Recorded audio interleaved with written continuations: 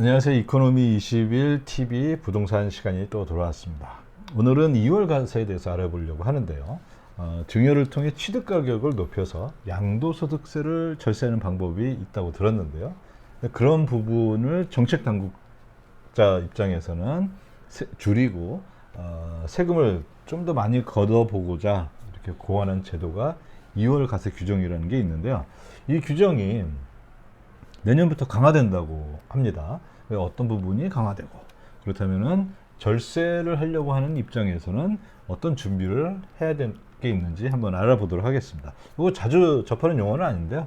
2월 과세 규정에 대해서 좀 자세한 설명 부탁드립니다. 예, 양도소득세를 간단히 이제 개념만 보면요, 우리가 이제 산 가격이 있고 판 가격이 있는데, 좀 이 가격의 차익에 대해서 우리가 세율을 곱해서 세금을 구하는데요. 이 차익을 줄이려면 사는 가격을 높게 사거나 파는 가격을 낮게 사면은 이 차익이 줄어들잖아요. 근데 내가 세금을 줄이자고 일부러 그렇게 할 수는 없잖아요. 그렇죠. 그래서 실제로 근데 산 가격이 변화되는 건 아닌데, 이제 증여를 통해서 이 취득 가격을 올리는 방법이 있습니다. 그렇게 되면 이제 산 가격이 올라가니까 양도 차익이 줄어들겠죠. 그러니까 매수 금액을, 그러니까 취득한 그 금액을 올려서 양도소득을 작게 만든다. 그건 참 좋긴 한 것 같은데, 이게 어떤 방법으로 취득 가격을 올릴 수가 있나요? 예를 들어서 한번 설명을 부탁드립니다. 사실 이게 1억에 산 부동산을 2억에 팔면 1억의 차익이 발생합니다.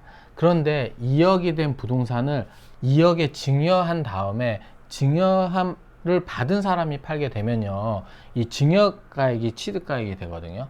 그러면 사실 이게 뭐 2억에 사서 2억에 판 거니까 당연히 이제 뭐 양도소득이 발생하지가 않잖아요.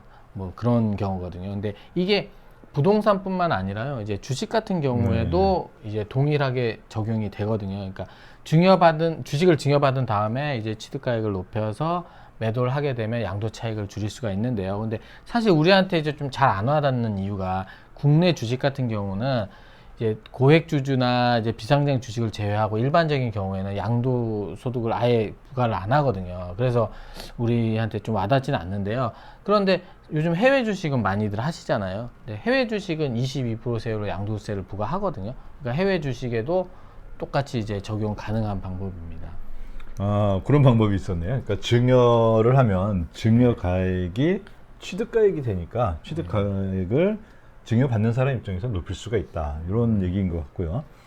그 다음에 증여를 받은 다음에 이제 매도를 하면은 그 두 가격이 같으니까 뭐 양도세가 나오지 않는다. 뭐 이렇게 생각할 수가 있고요. 근데 중요한 거는 증여를 하게 되면 증여세가 생기는 거는 뭐 피할 수가 없잖아요. 경우에 따라서 뭐 다르겠지만 어떤 경우에는 증여세가 더 많이 나올 수도 있을 것 같은데요. 예, 사실 맞습니다. 증여를 하면 증여세가 발생을 하는데요. 이제 양도세 중과나 여러 가지 뭐 더 상황이 있겠지만 기본적으로는 증여세가 조금 더 높거든요. 그래서 어떻게 보면 별 의미가 없어요.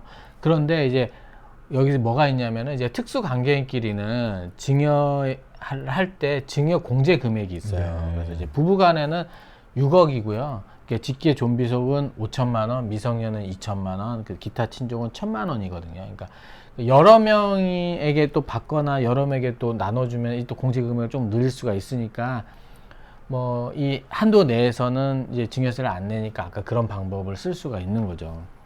그런 방법이 있었네요. 그러니까 증여세에 대해서 공제하는 공제액을 이용한다. 그러니까 부부한테는 이게 6억이니까 이게 사실 상당히 큰 규모인 것 같습니다. 그리고 또 여러 명이 이렇게 분산해서 증여를 하면 또 공제 금액이 또 많이 커질 것 같고요. 아주 좋은 효과적인 절세 방법인 것 같은데요. 근데 이런 방법을 너무 많이 쓰는 거를 좀 막고자 나온 개념이 2월 과세 규정이다. 이렇게 이해하면 될 것 같은데요. 네, 맞습니다. 그러니까 이런 식의 절세가 좀 너무 가해지는 걸 좀 막으려고요, 이제 과세 당국에서 2월 과세라는 개념을 만들었는데요. 그러니까 아까 부동산의 경우에 이제 증여 후에 만약에 5년 이내에 팔잖아요. 그러면은 원래 증여가액을 취득가액으로 본다고 했는데, 그렇지 않고 증여해줬던 사람이 원래 샀던 가격이 있잖아요. 그거를 이제 취득가액으로 보겠다는 거거든요. 그러니까 만약 아까 우리가 얘기했던 그 증여 가격 취득 가격으로 높여서 하는 방법을 이용하려면 증여 받은 후 5년 후에 팔아야 되는 거죠. 부동산을 본다면은 5년이라는 시간은 어떻게 보면 아주 긴 시간은 아닌 것 같아요. 네. 그래서 부동산의 경우에는 이거는 뭐 주식하고 달리 절세 수단으로 아마 활용이 될 것 같습니다. 네, 네, 그렇습니다. 그리고 특히 주식은요, 그러니까 2022년, 그러니까 올해까지죠, 2월 과세 규정이 없습니다. 그래서 해외 주식을 취득한 후 이제 수익이 나 있는 상황이 있는 분들 있잖아요. 네. 그분은 지금 아내에게 증여를 하고 아내분이 바로 파는 거죠. 그러면 이제 뭐 일단 형제는 양도세를 절세를 할 수가 있습니다. 예. 네, 해외 주식은 현재 양도세가 22%니까 예. 절세 효과가 아주 굉장히 클 것 같아요. 예. 그리고 또 올해까지라고 하는 걸 보니까 아마 내년은 규정이 바뀐다는 것을 암시하는 것 같은데 이게 어떻게 구체적으로 바뀌게 되나요? 예, 내년부터는 해외 주식의 경우 이제 증여 바로 팔게 되면요, 이게 그 1년, 이제 2월 과세 규정이 1년으로 이제 나오거든요. 그러니까는 만약에 내가 1년 이내에 팔면 아까 증여자의 취득가액으로 보니까 그 세금을 절세하기 위해서는 주식을 증여받고 1년이 지난 후 팔아야 됩니다. 그러니까 그래서 올해 이제 지금 양도 차익이 좀 큰 경우에는 올해 이제 증여 후 매도해서 세금을 절약한 다음에 그 돈으로 다시 일단 매수해서 취득 가격을 높여 놓으면 네. 다음번에 매도 시에 양도 차익을 이제 줄일 수 있겠죠. 그리고 이제 부동산의 경우는 지금 아직 그 법안이 통과는 안 됐는데요. 거의 이제 아마도 뭐 통과될 것 같긴 한데 올라가 있으니까요. 근데 이제 이 경우도 부동산을 그 보유기간을 아까 5년인데 이걸 10년으로 연장하겠다는 거거든요. 그러니까 만약 이게 통과되면 내년부터는 10년간 보유 후에 매도해야 2월 과세를 피할 수가 있습니다. 네, 그러니까 주식은 올해까지는 증여 후 바로 팔아도 되고 부동산은 증여 후 5년 후에 팔면 양도세를 절감할 수 있었는데 이게 바뀌어서 내년부터는 주식은 1년, 그 다음에 부동산은 통과가 된다면은 10년 보유 팔아야 된다 이렇게 바뀐 것 같습니다. 네. 그래서 뭐 결국에 가능하면 올해 안에 증여를 하는 게 가장 이제 절세 효과가 클 거라고 생각이 되고요. 특히 이제 내년부터 주식, 해외 주식, 비상장 주식 그리고 또 부동산 관련해서 2월 과세 규정이 강화될 예정이니까요. 이거 잘 활용하셔서 절세에 그 절세 방법으로 써볼 수가 있을 것 같습니다. 오늘 여기까지 절세에 대해서 좋은 말씀 대단히 감사합니다. 예, 감사합니다.